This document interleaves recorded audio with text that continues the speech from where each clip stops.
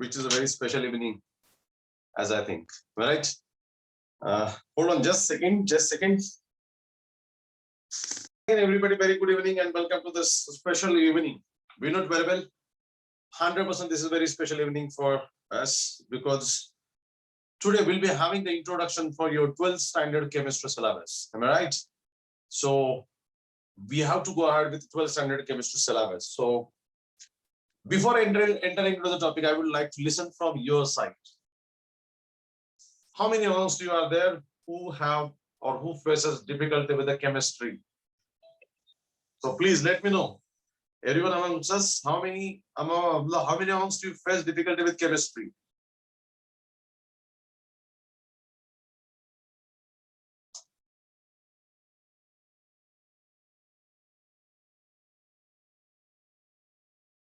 Yes, thank you, Payal. Peoples, come on. यार मैं आपको आज का हम लोग 12th का केमिस्ट्री इंट्रोड्यूस कर रहे हैं, तो सबसे पहले केमिस्ट्री इंट्रोड्यूस करते समय मुझे ये पता होना जरूरी है कि तुम में से कितने लोग थोड़ा सा केमिस्ट्री के साथ डिफिकल्टी महसूस करते हैं और एग्जैक्टली क्या प्रॉब्लम हम लोग उसके अंदर फेस करते हैं. Yes please.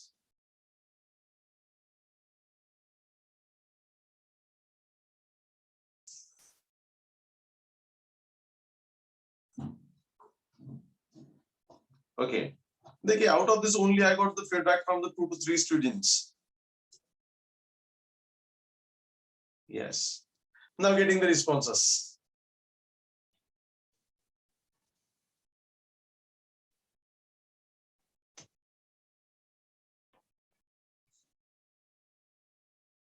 Okay. Yes, thank you. Okay. ठीक है. I got the chat messages here and full of SMSs because very few students are there who are not facing any difficulty with the chemistry. There are few students who are facing difficulty in different chemistry. Chemistry के जो different sections के हम लोग बात करते हैं उसके अंदर difficulty महसूस कर रहे हैं, है ना? So yes, there is some portion of the students here, some number of the students who is facing difficulty with the chemistry, or not with all of the chemistry, but some are facing difficulty with organic chemistry, some are facing difficulty with inorganic. Like this kind of feedback we got over here. कोई बात नहीं, मतलब whatever the fear, yeah, whatever the difficulty you have or you may have in your mind, we'll convert it into the confidence. This is the time, and we have lots of time where we can convert this into the confidence one. That whatever the fear you have regarding the chemistry, उस fear को हम लोग confidence में बदल देंगे, जरूर बदल देंगे, because chemistry उतना difficult है नहीं है मेरे ख्याल से. और मैं let me clear one thing. बहुत बार ऐसा होता है हमारे साथ because हमें से हर बच्चा एक यूनिक है, अपनी तरीके से है. और हम जब 5th स्टैंडर्ड से पढ़ना शुरू किया, हमारे पास साइंस इंट्रोड्यूस होता है, फिर मैथ्स होता है, फिर इंग्लिश होता है, बाकी हिस्ट्री, सिविक्स, है ना, काफी सारे सब्जेक्ट्स हमारे साथ होते हैं और हम उनके साथ आगे चलते हैं. While going ahead during this, अगर आपका खुद का सबका एक इंट्रोस्पेक्ट करते हैं, हमें हर एक बच्चा एक आत्म परीक्षण करता है, खुद की तरफ थोड़ा सा खुद के अंदर झांकने की कोशिश करता है. तो अगले 5-6 सालों में आपने जितना साइंस पढ़ा हुआ है, जिसके अंदर फिजिक्स केमिस्ट्री मिक्स था, बायोलॉजी मिक्स था, फिर मैथ्स पढ़ा है आपने और बाकी भी सारे सब्जेक्ट आपने पढ़े हुए हैं, तो आपको भी आपके बारे में पता चलेगा कि यार अलग अलग ईयर में आपको अलग अलग सब्जेक्ट के अंदर इंटरेस्ट क्रिएट हुआ था, है ना. तो हो सकता है किसी ने 5th स्टैंडर्ड में मैथ्स लाइक किया हो, लेकिन 6th स्टैंडर्ड में मैथ्स के साथ इंटरेस्ट लूज किया हो. किसी ने 6th स्टैंडर्ड में शायद हिस्ट्री में ज्यादा इंटरेस्ट लिया हो, फिर उसके बाद किसी ने ज्योग्राफी में इंटरेस्ट लिया हो. 7th स्टैंडर्ड में किसी को वापस केमिस्ट्री में इंटरेस्ट आया होगा, तो किसी को बायोलॉजी में इंटरेस्ट आया होगा. सो ये जो ड्रिफ्टिंग होता है, ये शिफ्टिंग होता है, ये होता रहता है, no doubt at all. After all हमारे पास ऐसा कोई सिस्टम नहीं है जिस सिस्टम के थ्रू हम लोग हमारे इंटरनल, हमारे अंदर के नेचुरल टैलेंट को आइडेंटिफाई कर पाए. इस टाइप का कोई सिस्टम अभी तक इवॉल्व नहीं है और मुझे लगता है कि 100% ये हमारे सामने एक बहुत बड़ा चैलेंज है कि हमें इस टाइप का कुछ सिस्टम इवॉल्व करना पड़ेगा, जिसके चलते हमारे यहाँ पे हर बच्चे के अंदर का टैलेंट हम लोग निकाल पाए, ढूंढ पाए। और लेकिन ये बात जरूर है कि हम अगर कंपेयर करते हैं हमारे इंडियन सिलेबस को, इंडियन कंटेंट को as compare to worldwide, जो यूएस में पढ़ाया जाता है, जो यूके में पढ़ाया जाता है ना, यूरोप में पढ़ाया जाता है, ऑस्ट्रेलिया में पढ़ाया जाता है, उसके साथ अगर कंपेयर करते हैं तो Indian student generally excels as compare with your classmates या as compare with your age students, age mates. तो आप देखिएगा कि हमारे जहाँ बच्चा अभी हम आप सब 11th स्टैंडर्ड में हो, अभी 12th स्टैंडर्ड में जा रहे हो, मतलब today I having the 12th standard introduction, no doubt. तो 12th में आपको इस तरीके से, तो अगर आपके 12th के साथ हम लोग कहीं यूरोप के बच्चों को कंपेयर करते हैं जो वहां पे 12th में पढ़ रहे हैं, या फिर अमेरिकन बच्चों को हम कंपेयर करते हैं वो पढ़ रहे हैं, तो कंपेरेटिवली यहाँ का हमारा जो क्राउड है उनका एप्टीट्यूड अगर देखेंगे तो सारे सब्जेक्ट में काफी अच्छा है, मतलब कंपेरेटिवली अच्छा है। तो it's a good thing for us. But फिर भी उधर के सिलेबस की खासियत होती है कि वहां का बच्चा अगर फिजिक्स पढ़ेगा, सिर्फ फिजिक्स ही पढ़ता है, उसे केमिस्ट्री से कुछ लेना देना नहीं होता है। कोई बच्चा अगर केमिस्ट्री पढ़ेगा तो वो केमिस्ट्री पढ़ता है, उसे मैथ से कुछ लेना देना नहीं होता है, इस टाइप का होता है थोड़ा सा। और कोई बच्चा अगर वहां पे सिविक पढ़ता है तो वो सिविक ही पढ़ेगा, बाकी कुछ नहीं पढ़ेगा। कोई लिटरेचर पढ़ेगा तो लिटरेचर ही पढ़ता रहता है, ऐसा होता है।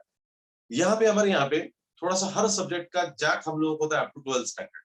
अप टू 12th स्टैंडर्ड हम लोगों को इंग्लिश का भी जैक है, फिजिक्स केमिस्ट्री मैथ 5 का भी जैक है, और सारा है। और आपको एक बात बताना चाहूंगा मैं कि पिछले 5-10 सालों में सुपर स्पेशलिटी की स्पेशलिटी का जमाना था। पिछले 5 सालों में, 10 सालों में स्पेशलिटी का, सुपर स्पेशलिटी का जमाना था। आज की तारीख में अगर हम देखते हैं तो इंटीग्रेटेड जमाना है। देखिए बीच में सारा स्पेशलाइज हुआ था, और आज की तारीख में देखेंगे तो इंटीग्रेटेड जमाना है। इंटीग्रेटेड का मतलब क्या है कि इस तरीके से सिलेबस डिजाइन किया गया है कि जिसके अंदर सारे सब्जेक्ट का कहीं ना कहीं थोड़ा सा एक दूसरे के साथ लिंक होता है, कहीं ना कहीं एक दूसरे के लिए उसका नॉलेज जरूरी होता है। इस टाइप का सिलेबस बनाया गया है। अब देखिए ऑल ओवर वर्ल्ड कई सारे ऐसे यूनिवर्सिटीज है, कई सारे ऐसे स्कूल्स है, कॉलेजेस है, कई सारे ऐसे बॉडीज है जो गवर्नमेंट या प्राइवेट बॉडीज है, उस टाइप का सिलेबस बना रहे हैं जो कि इंटीग्रेटेड हो। इंटीग्रेटेड का मतलब क्या है कि काफी सारे सब्जेक्ट का नॉलेज उसके अंदर होना जरूरी है। से फॉर एग्जांपल मैं एक उदाहरण देना चाहूंगा आपको कि अभी देखिए मेडिकल साइंसेस में हम लोग पढ़ते हैं, और मेडिकल साइंसेस में मानो हम हमारा हाथ फ्रैक्चर हो जाता है, तो हाथ फ्रैक्चर होने के बाद हमें तो एक्सरे निकालना पड़ता है। अभी एक्सरे मशीन बनाना ये तो डॉक्टर का काम है नहीं। डॉक्टर का काम तो हमारे बोन्स के साथ जुड़ा हुआ है। हाथ फ्रैक्चर है तो फ्रैक्चर को कैसे हटाए और उसे कैसे जोड़े, ये डॉक्टर सीखते हैं, पढ़ते हैं, और वही उनका काम होता है। लेकिन एक्सरे मशीन बनाने वाला कोई इंजीनियर होता है। अभी जो इंजीनियर एक्सरे मशीन बना रहा है उसे अगर ह्यूमन बॉडी का नॉलेज नहीं है तो वो शायद एक्सरे मशीन नहीं बना पाएगा। आज की तारीख में एमआरआई करके एक टेस्ट होता है जिस मशीन के अंदर पूरा बंदा चला जाता है और हमारे अलग अलग बॉडी पार्ट्स को स्कैन करते हैं। तो ब्रेन का एमआरआई होता है हमारे, कभी कभी बोन्स का एमआरआई होता है, कभी कभी चेस्ट का एमआरआई होता है। इवन ये अभी कोविड चल रहा है पैंडेमिक के अंदर, तो चेस्ट का एमआरआई होता है जिसके अंदर हमारे लंग्स देखे जाते हैं कि जनरली ये कोरोना लंग्स के ऊपर अटैक करता है और लंग्स के अंदर थोड़ा सा गड़बड़ी क्रिएट करता है। और इसलिए जनरली डॉक्टर जो पेशेंट कोरोना से सफर कर रहे हैं या जिन्हें थोड़ा सा रेस्टलेस फील हो रहा है, ब्रीथलेसनेस थोड़ा सा फील कर रहे हैं, उनका चेस्ट एक्सरे किया जाता है जिसके अंदर लंग्स का स्टेटस देखा जाता है कि क्या है। ये सारे मशीन्स की बात करते हैं, तो सारे मशीन्स भले ही इंजीनियर बनाते हैं, उस फील्ड के एक्सपर्ट्स बनाते हैं, लेकिन उन्हें अगर ह्यूमन बॉडी का नॉलेज नहीं है तो ये मशीन नहीं बना पाएंगे। दैट मीन्स दो ही is going to be medical engineering, he is entering into the medical engineering, he need the knowledge of human body, that means biology पता होना जरूरी है, and that is called as an integrated knowledge, integrated knowledge, so it's very important। या फिर कई सारे weapons बनाए जाते हैं, कई सारे वेपन्स बनाए जाते हैं, वेपन्स के एक्सपर्ट्स वेपन्स बनाते हैं, लेकिन ह्यूमैनिटी का नॉलेज अगर उन्हें नहीं है तो ये सारे वेपन्स डिस्ट्रक्टिवली यूज किए जाए। इसीलिए ह्यूमैनिटी के सब्जेक्ट्स की जरूरत होती है। That means it is the integration.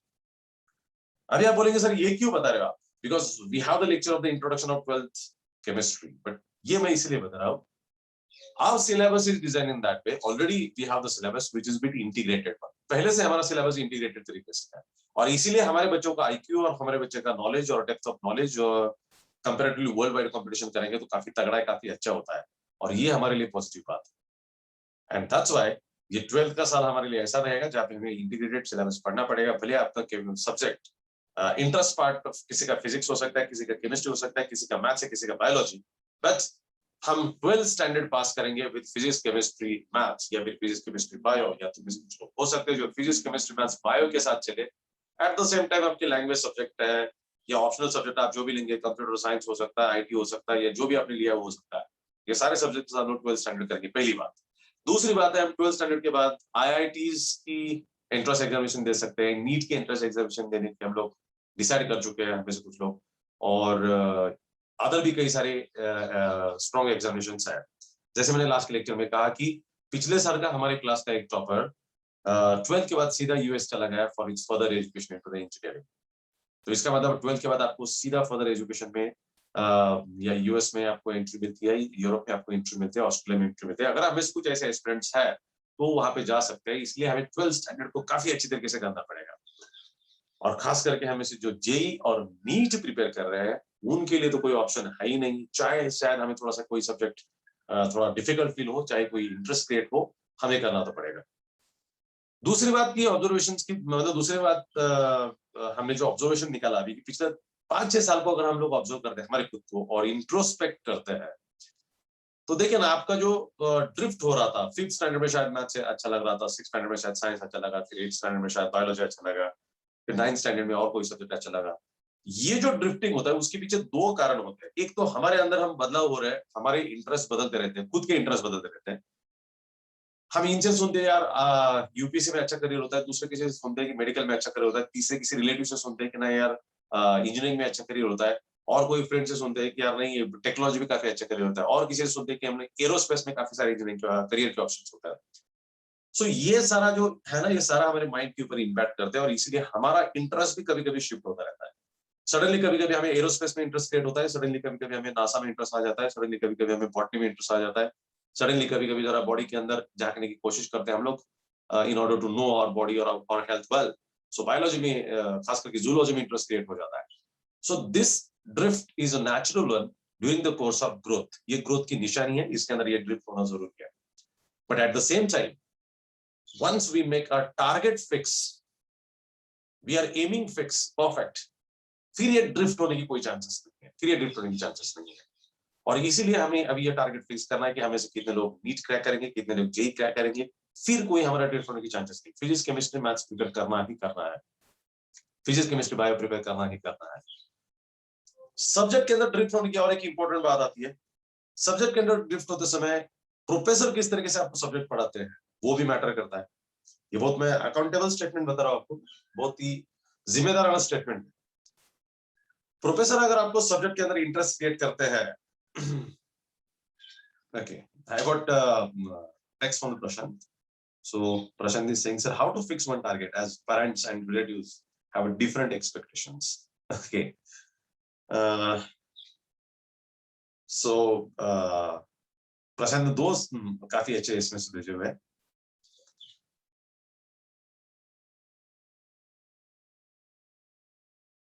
Okay, fear नहीं है लेकिन मार्क्स ना आने का डर होता है। और एट द सेम टाइम कि प्रशांत ने बहुत बहुत सही तरीके से कही है। प्रशांत, मैं आपकी सबसे पहले जिस तरीके से ओपनली आपने डायलॉग किया, इंटरेक्शन किया, उसके लिए मैं आपको अप्रिशिएट करना चाहूंगा। Sir, how to fix one target as parents and relatives have different expectations. ये तो हर घर की कहानी है, हर घर की कहानी है, घर घर की कहानी है कि चाहे हम बच्चे कुछ अलग करना चाहते हैं, शायद हमारे डैड मॉम की कोई अलग एक्सपेक्टेशंस होती है, कभी हो सकता है हमारे रिलेटिव की एक्सपेक्टेशन होती है, कभी हमारे दोस्तों की एक्सपेक्टेशंस होती है, और कभी कभी गिवन सिचुएशंस की भी अलग एक्सपेक्टेशंस होती है। और इसमें 100% सैंडविच तो बच्चों का होता ही होता है, no doubt. Our society is not open as like US society, American society, Europe की सोसाइटी की, जहाँ पे बच्चे कहते हैं कि नहीं I want to do like this, और एट द एज ऑफ 17-18 बच्चे वहां पे सेपरेट हो जाते हैं डैड और मॉम से, and they take their own decisions. उसमें से कुछ चीजें पॉजिटिव भी है, कुछ चीजें जरूर निगेटिव भी है। और हमारे इंडियन कॉन्टेक्स्ट की बात करते हैं, हमारे इंडियन फैमिली की बात करते हैं, तो हमारे भी जरूर कुछ प्लस पॉइंट्स है फैमिली सिस्टम के और कुछ जरूर निगेटिव पॉइंट्स है। तो ये एक्सपेक्टेशन भी उसी काइंड का है। ये हर बच्चे को एक एक्सपेक्टेशन का बहुत बड़ा बोझ लेके जाना पड़ता है। I agree with this part. हर बच्चों को एक्सपेक्टेशन का एक बोझ लेके जाना पड़ता है। बट उसकी दूसरी साइड ये है दोस्तों और स्टूडेंट्स कि if we have the clarity of the career, if we have the clarity of the things, if we have the clarity of the given situations, then life is yours. If you have the clarity of your own life, if you have the clarity of the given situations कि आज की दुनिया क्या है, कैसी है, और इस दुनिया के अंदर आपके जीने का तरीका क्या होना चाहिए, क्या होता है, क्या होना चाहिए, क्या एक्सपेक्ट करते हो आप, तो आप कंफर्ट बनते हो to take decision of your life and career. But if you don't have the clarity of the surrounding things, if you don't have an open dialogue, if you don't perceive, if you don't understand the given situation, you should take the help. तो हो सकता है कि हमारे parents होते हैं, हमारे relatives होते हैं, उनका जो इस दुनिया का एक्सपीरियंस है, उस एक्सपीरियंस के आधार पर कुछ चीजों का बोझ तो हमारे ऊपर वो पुट करते ही करता है। वो अच्छी तरह जानते हैं कि इस सोसाइटी में और इस समाज में डॉक्टर होना एक अच्छी बात है, सोशल स्टेटस होता है, पैसा होता है, लाइफ की, करियर की थोड़ी सी गारंटी होती है एक तरीके से। हमारे पेरेंट्स का एक्सपीरियंस होता है कि यार अच्छे इंजीनियर बनेंगे, चाहे कहीं अच्छी कंपनी में काम करेंगे तो आपका लाइफस्टाइल अच्छा होगा, आपकी लाइफ सेटल हो सकेगी। इस एक्सपीरियंस के आधार पर वो कहते हैं, बिकॉज हम मिडिल क्लास लोग हैं, तो डेली रूटीन में घर चलाने समय हमारे डैड मॉम जो सफर करते हैं उसके आधार पर उनका एक्सपीरियंस बनता है। तो वो चाहे ये चाहते हैं हमारे डैड मॉम कि यार जिस तरीके से सिचुएशन हमने सफर की है, हम कुछ बहुत, हर पेरेंट्स अपने बच्चों के लिए बहुत कुछ देना चाहते हैं, लेकिन शॉर्टफॉल के चलते, कई सारी चीजों के चलते वो उतना नहीं दे पाते हैं। और इसलिए अगर वो मटेरियलिस्टिकली कुछ नहीं दे पाएंगे तो इमोशनली वो एक्सपेक्ट करते हैं कि यार we are tried level best, we have tried our level best, फिर अभी आप बनो, आप कुछ तो करो। वो बोझ तो नेचुरली इमोशनली आपके ऊपर आना ही आना है। अभी इसके अंदर एक ही तरीका हो सकता है, जितनी क्लैरिटी के साथ आप लोग चले, जिस तरीके से हम कहते हैं कि यार मेरे लाइफ में दखल अंदाजी मत दो, है पर्सनल स्पेस लाइक दैट, उसी तरीके से if you know your life well, if you know society well, if you know the way society is moving, if you know the market, how it's drifting, how it's moving, then it becomes easy for you to take the decision. And फिर वो बोझ नहीं रहेगा। और इसके लिए जितना हो सके उतना ओपन डायलॉग फैमिली के साथ अगर होगा तो ये बोझ हल्का बनने की बहुत बहुत ज्यादा चांसेस है। So that's why we should have open dialogue, open discussion with our family members, and who are authentic experts in that field. होता क्या, बहुत बार मैं बच्चों को ये भी देखता हूँ कि बच्चे टीनेज में होते हैं तुम लोग, और टीनेज में फिर आप क्या करते हो, ज्यादा ओपनली बोलते नहीं हो, शायद आपस दोस्तों में बोलते रहते हो आप लोग, और फिर सामने वाला आपका दोस्त होता है वो शायद कितनी डेप्थ में उसके चीजों को समझा हुआ है, उसके आधार पर वो शायद आपकी सोच को भी थोड़ा सा कहीं ना कहीं डिस्टर्ब कर देता है, और रमर लाइक और गलत अंडरस्टैंडिंग के आधार पर ये डिस्कशन चलते रहते हैं, जिसका वापस एक इनडायरेक्टली स्ट्रेस आपके ऊपर वापस आ जाता है। तो मुझे लगता है ऐसा ना हो कि हर फील्ड्स के अंदर एक्सपर्ट्स होते हैं, हर सिचुएशन में आपके साथ रहने वाले कुछ लोग होते हैं, हर सिचुएशन में आपको सपोर्ट करने वाले कुछ लोग होते हैं, और सिचुएशन को राइटली परसेप्ट करेंगे तो टाइम एंड स्पेस के साथ रहना ज्यादा जरूरी होता है, तब जाके आपके लिए सिचुएशन थोड़ी इजी बनेगी। सो ये बोझ तो बना रहेगा। मीनवाइल जैसे ही आप धीरे धीरे बड़े बनते जाओगे, आपके लाइफ के डिसीजन आपको खुद को लेने पड़ता है, बिकॉज हर एक पंछी एक ना एक दिन बड़ा हो जाता है और वो ऊंची उड़ान भरने के लिए तैयार होता ही होता है। तो शायद आपके दिन भी अभी नजदीक आ चुके हैं ऊंची उड़ान भरने के लिए, because after your 12th standard आप सीधा, आफ्टर योर 12th स्टैंडर्ड आप सीधे यूएस में जा सकते हो, आप यूके में जा सकते हो, डैड मॉम के पैसे के ऊपर जा सकते हो, स्कॉलरशिप के ऊपर जा सकते हो, कई सारे तरीके हैं। आप चाहे जिस एजुकेशन में एंटर कर सकते हो, आपकी इंटरेस्ट की फील्ड में एंटर कर सकते हो, बस आपको इकोनॉमी बननी चाहिए, सोशल स्टेटस बनना चाहिए, ये सारी चीजों के साथ करते हो तो इजी बनता है। दैट्स व्हाई मुझे लगता है कि this is the turning year in your life, 12th standard, here onwards you can take a decisions bit easily as compare to your school life. तो 12th के बाद आपके लाइफ के डिसीजन लेना फिर थोड़ा सा इजी बन जाता है as compare to school life. So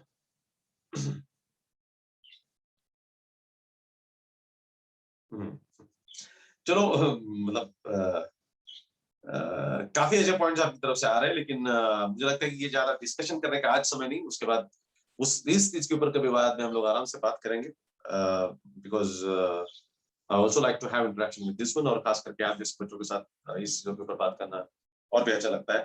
to comes to the clarity, मतलब ऐसा नहीं कि I am very expert in that field, but चलो यार क्लैरिटी आने तक तो हम लोग बातें करते रहेंगे, थोड़ा सा एक्सपीरियंस के आधार पर, थोड़े रीडिंग्स के आधार पर, थोड़े से मार्केट डेटा के आधार पर, एनालिसिस के आधार पर हम लोग थोड़ा सा काफी सारी बातें करते रहेंगे।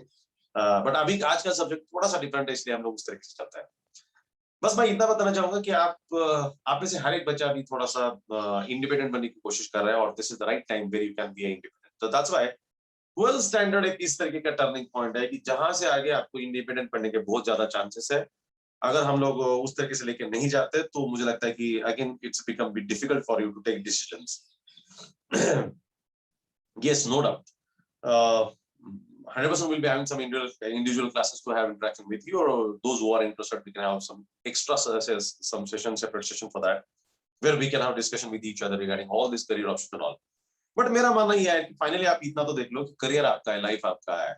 No one can disturb your life. No one can make your life. You are the one creator of your own life. So सबसे पहली बात है, आपको अगर जिस तरीके से आजाद बनना है, जिस तरीके से आपको जितनी ज्यादा उड़ान भरनी है, उतने ही अच्छे मार्क्स 12th स्टैंडर्ड के होते हैं, उतने ही करियर के अगर अच्छे और परफेक्ट रास्ते आप चुनते हो तो उतना ज्यादा लिबरल ओपन आप बनते जाते हो। तो ये सीधी कैलकुलेशन है मेरी तरफ से। और इसलिए मैं बताना चाहूंगा 12th स्टैंडर्ड, लास्ट लेक्चर में मैंने बताया कि 12th standard is really turning life, not in the sense that it's a very important year, but in the sense that it will make the foundation of your life. It will give you the strength to fly very high in the sky. It will give the strength to be to enjoy the freedom of your own life, and it will give a new set of life to you. So finally it's up to you how you decide to take this 12th standard. So जिस तरीके से हम लोग 12th के बाद जाना चाहते हैं, जेई नीट के लिए हम लोगों को फिजिक्स केमिस्ट्री मैथ्स या फिजिक्स केमिस्ट्री पाए तो पढ़ना ही पड़ेगा जरूर। इसके अंदर मैं आपको बताना चाहूंगा, तुम से जितने सारे बच्चों ने बताया कि sir but we have the somewhere we have the fear of the chemistry because we are not getting the marks. Somewhere we have the fear of organic chemistry. Somewhere some has the fear of this inorganic chemistry. I will assure you that this also depends upon the professor, how professor delivers the subject, how he makes the subject interesting for you, how the passionate that professor himself or that madam herself about the subject. So that's why we'll try to make the passion, because we are already passionate about the subject, as well as we'll try to make it interesting for you. And जैसा हमने last lecture में design किया था, we'll plan the total year, we'll plan the subject, and that's why this introduction is here. What actually there in the 12th standard syllabus, how we can make it easy, how we can plan it, and how we can crack it to get the good score in board as well as in NEET examinations or JEE examinations or any other entrance examinations which we are appearing for that. So we should have the plan for that. So अब चलते हैं हम लोग, जैसे मैंने बताया कि 12th standard का केमिस्ट्री उस तरीके से इजी है। और केमिस्ट्री के अंदर तो बेसिकली हम अच्छी तरह जानते हैं, तेरा 3 सेक्शंस में ये आते हैं केमिस्ट्री के अंदर। तो we can say first section जो आता है that is nothing but physical chemistry. Chemistry के ब्रांचेस आते हैं, so we can say physical chemistry. दूसरा बात करते हैं हम लोग that we can say organic chemistry, organic chem. तीसरा बात करते हैं हम लोग that is we can say inorganic chem. And fourth जो अभी आ चुका है that you can say applied chemistry और अप्लाइड केम। पहले भी था। सो सिर्फ हम जो बात कर रहे हैं दैट यू कैन से 12th केम की बात कर रहे हैं, 12th केम। सो 12th स्टैंडर्ड केमिस्ट्री की बात करते हैं हम लोग। तो ऑलरेडी हमने देखा कि 11th स्टैंडर्ड के अंदर भी हमारा केमिस्ट्री क्लासिफाइड है as like we can have physical chemistry, way organic chemistry, inorganic chemistry and applied chemistry. So these are the branches of chemistry. और मेरे ख्याल से सारे के सारे केमिस्ट्री काफी इजी और काफी इंटरेस्टिंग भी है, बट हम किस तरीके से उसे कनेक्ट करते हैं हमारे डेली रूटीन लाइफ के साथ, किस तरीके से कॉन्सेप्ट्स को अप्लाइड चीजों के साथ कनेक्ट करते हैं, किस तरीके से उन्हें डेप्थ समझते हैं, उसके ऊपर डिपेंड करता है। The beauty of chemistry, I will let you know, chemistry is the very important subject which has made our life very luxurious, very comfortable. Many things in our daily routine life are directly related with the chemistry. So that's why it's 100% it becomes very easy. जितने सारे food items हम खाते हैं, मतलब हम अच्छी तरह जानते हैं fundamental needs of human being are food, clothes and shelter. रोटी, कपड़ा और मकान, food, clothes and shelter. Food के अंदर केमिस्ट्री आती है, कपड़ों के अंदर केमिस्ट्री आती है, मकान के अंदर केमिस्ट्री आती है। हमारे बेसिक और fundamental needs without chemistry complete नहीं होता है। सो that's why chemistry is directly involve in this one. Chemistry is directly involve in this one. Pharmaceutical industry, अगर कोई मेडिसिन नया आना है तो medicine without knowledge of chemistry नहीं आएगा। सो that's why chemistry is a science which is related with our daily routine life, which has made our life very comfortable. जितने सारे कॉस्मेटिक्स हम लोग यूज करते हैं, अभी देखिए कॉस्मेटिक्स बिना तो ये टीनेज तो कंप्लीट होगा नहीं है आपका। टीनेज में तो कॉस्मेटिक्स सबसे ज्यादा यूज किए जाते हैं, जो उससे पहले उसके बाद में कभी यूज नहीं किए जाते। हो सकता है तुम में से कुछ एक्सेप्शनल स्टूडेंट हो जो जो ज्यादा विश्वास नहीं रखते होंगे, लेकिन कॉस्मेटिक्स की बात आती है जहां से हम लोग सोप से लेकर there are different types of gels, creams हम लोग यूज करते हैं, शैम्पू यूज करते हैं हम लोग, ये सारा केमिस्ट्री का नॉलेज के ऊपर बेस्ड होता है। सो दैट्स व्हाई केमिस्ट्री हमारे डेली रूटीन लाइफ के साथ जुड़ा हुआ है। बट अभी सवाल है कि इसमें से कौन सा केमिस्ट्री उसके अंदर आ जाता है, अलग अलग केमिस्ट्री की बात आती है। सो सबसे पहला जो आता है फिजिकल केमिस्ट्री, जहां पे हमें से जिन बच्चों के अंदर कैपेसिटीज है कि जो थोड़ा सा कॉन्सेप्चुअली आगे जाना चाहते हैं, कॉन्सेप्चुअली आगे जाना चाहते हैं, उनके लिए ये बहुत important that is you can say we are talking about this physical chemistry. Physical chemistry उनके लिए वो खास है, उनके लिए खास है, that is what we can say here. So physical chemistry, अभी फिजिकल केमिस्ट्री में 12th स्टैंडर्ड की बात करते हैं तो यहाँ पे कुछ चैप्टर्स आते हैं। पहला चैप्टर आता है यू कैन से solid state, solid state chapter आता है। फिर उसके बाद एक चैप्टर आता है जिसका नाम है यू कैन से सॉल्यूशंस, सॉल्यूशंस 12th स्टैंडर्ड के चैप्टर की हम लोग बात करें। उसके बाद चैप्टर आता है यू कैन से आयनिक इक्विलिब्रियम, आयनिक इक्विलिब्रियम। फिर 4th चैप्टर आता है वहां पे यू कैन से 4th चैप्टर की बात करते हैं हम लोग। सो केमिकल थर्मोडायनेमिक्स, थर्मोडायनेमिक्स ये चैप्टर आ जाता है। Okay, then you can say electrochemistry,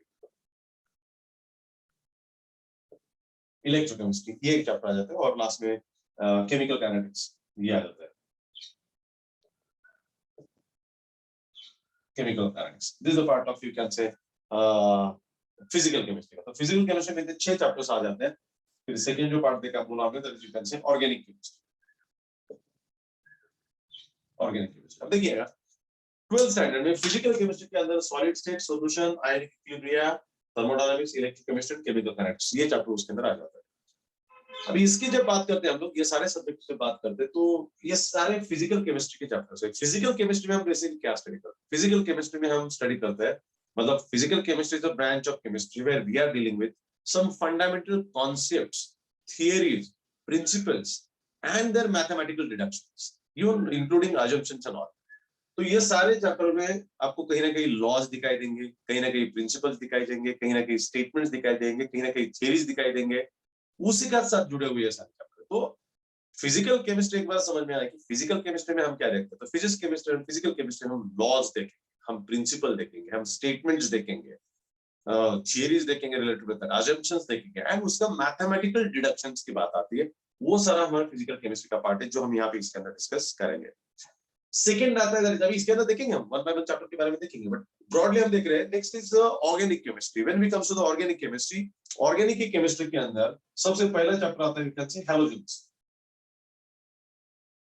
halogen. सब हैलोजन डेरिवेटिव्स उसे कहा जाता है हम लोग, you can say halogen derivatives, halogen derivatives. आपने जो 11th स्टैंडर्ड में अल्केन्स, अल्किन्स, अल्काइंस डिस्कस किया हुआ है, जो भी आपका रिलेटेड टू द टॉपिक की बात करते हैं, दैट इज, तो उसी के साथ उसी का कंटिन्यूएशन यहाँ पे आता है। अल्केन, अल्किन, अल्काइंस का कंटिन्यूएशन आपको हैलोजन डेरिवेटिव के अंदर मिलता है। फिर उसके बाद आपको जो टॉपिक आता है that is, you can say alcohol, phenols, ethers, alcohols, phenols and ethers आ जाता है, you can say ethers, ethers आ जाता है। तीसरे चैप्टर की बात करते हैं हम लोग, तो you can aldehyde, ketones, acids, aldehydes, ketones and acids की बात करते हैं हम लोग, that is, you can say carboxylic acids आते हैं। एसिड मतलब these are organic acids, carboxylic acid कहा जाता है। These are not HCl, HNO3, these are inorganic acids what we can see here. Next आता है that is, you can say amines, amines. And fifth की बात करते हैं दैट इज, यू कैन से बायोमोलिक्यूल्स। एक्चुअली बायोमोलिक्यूल्स दोनों जगह आ सकता है। Biomolecules, biomolecules, biomolecules is related with the essential molecules which are necessary for the living life, जिसके अंदर कार्बोहाइड्रेट्स, प्रोटीन, फैट्स ये सारे सब्जेक्ट आ जाते हैं। These are very important in that sense, वो उस तरीके से आ जाते हैं। और when we talk about the inorganic chemistry, तो इनऑर्गेनिक केमिस्ट्री के अंदर आप देखिएगा यहाँ पे आते हैं you can say elements of group 16, 17। तो that is elements of group 16, 17 and 18, ये इसके अंदर आ जाते हैं, you can say elements.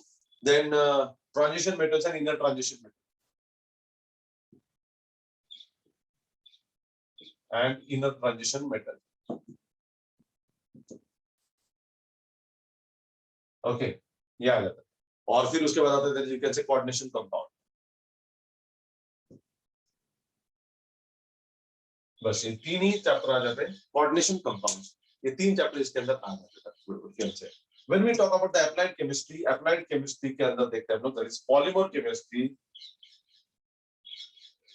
chemistry कहा जाता है उसके अंदर, और ग्रीन केमिस्ट्री उसके अंदर आ जाता है, you can say green chemistry.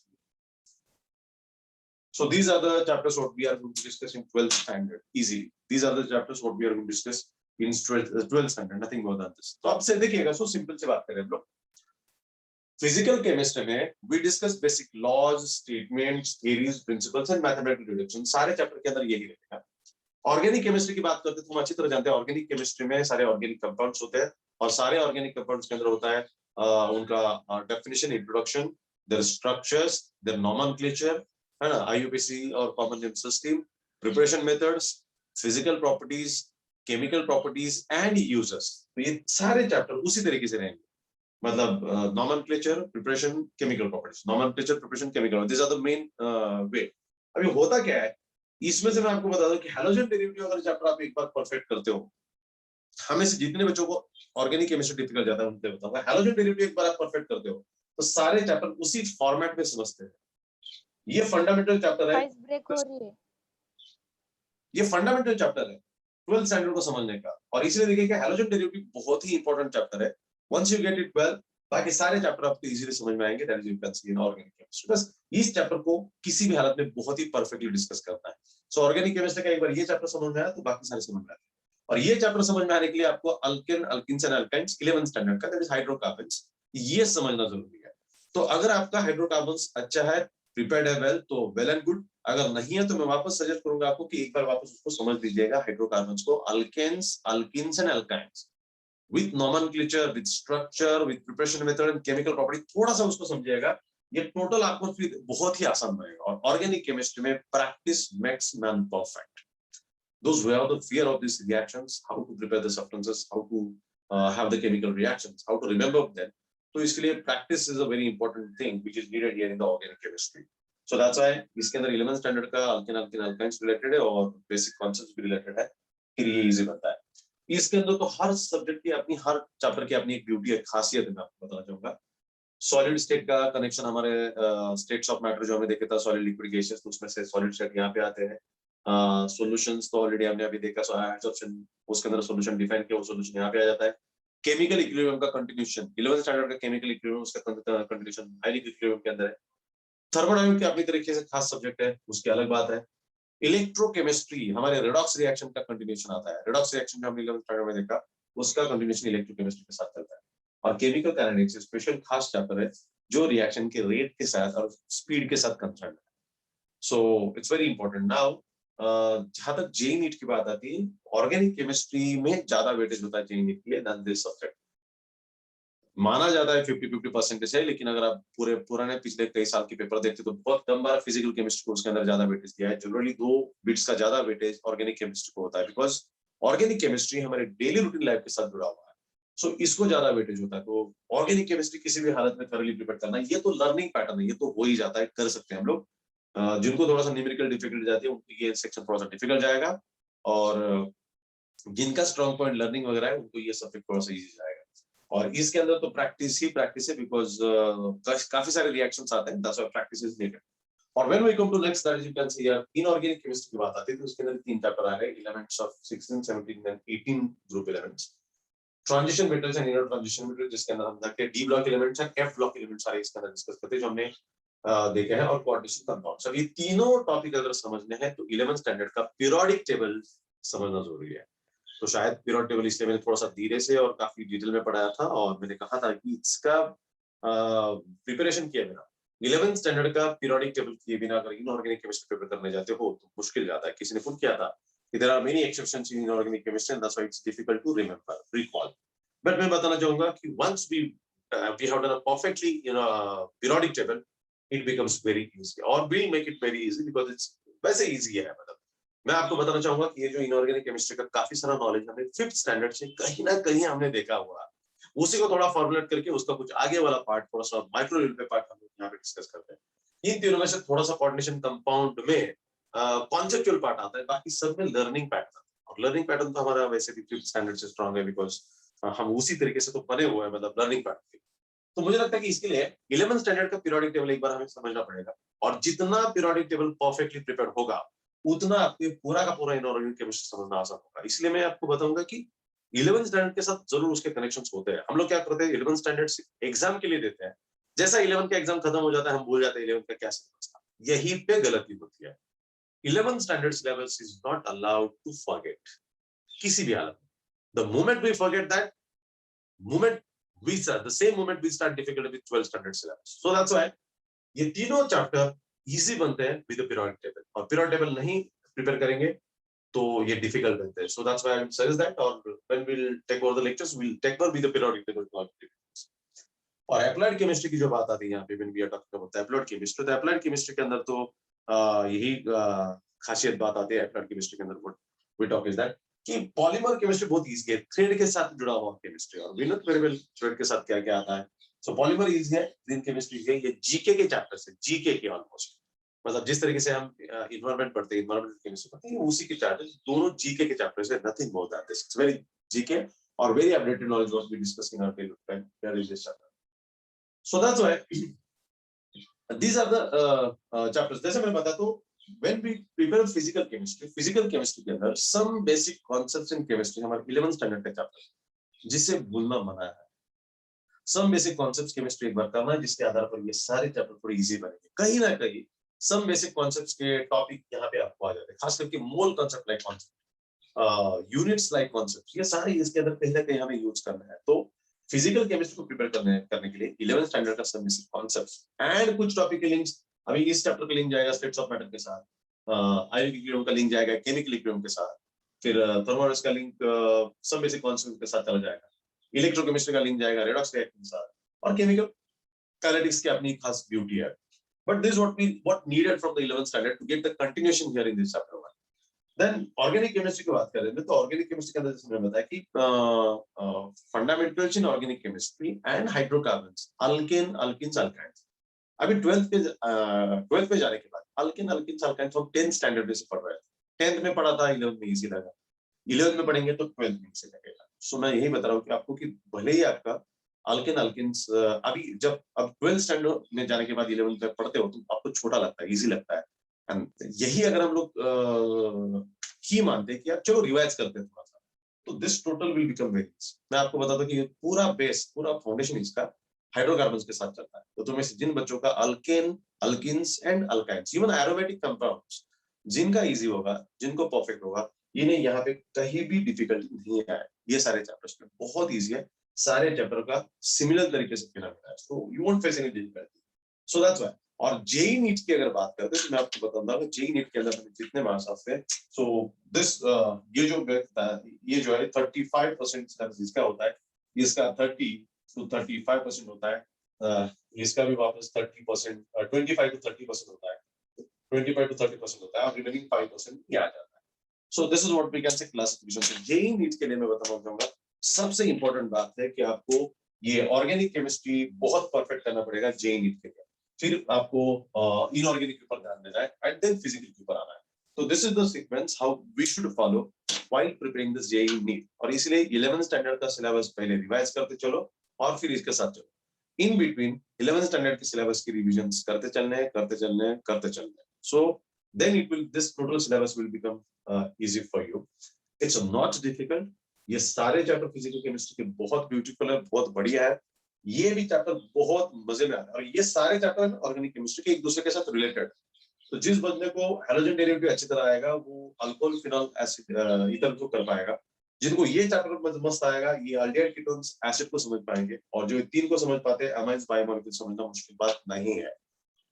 Sequence भी उसी तरीके से दिया, इसके बाद ही है, इसके बाद ये, इसके बाद ये, तो ये समझना आसान जाता है। इसी तरीके से चलना है, 1 2 3 4।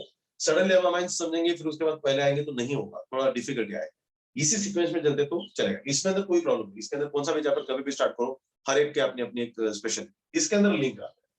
इसके अंदर भी ये प्रॉब्लम है, इसके अंदर एलिमेंट 16 17 करेंगे तो ट्रांजिशन फिर कोऑर्डिनेशन कंपाउंड थोड़ा समझना आसान हो जाता है। अगर हम कोऑर्डिनेशन केमिस्ट्री इंडिपेंडेंट समझने की कोशिश करते तभी भी आएगा, लेकिन उतना नहीं समझेगा जो हम ये समझने के बाद आ जाता है, क्योंकि ये प्रिपेयर करने के बाद इनके सारे आइडिया आ जाता है कि एक्चुअली डी ब्लॉक के अंदर क्या है, एक्चुअली एक ब्लॉक के अंदर क्या है, उनकी ऑक्सीडेशन स्टेट क्या है। ये सारा समझ में आने के बाद फिर कोऑर्डिनेशन समझना थोड़ा सा आसान होता है, इजी होता है।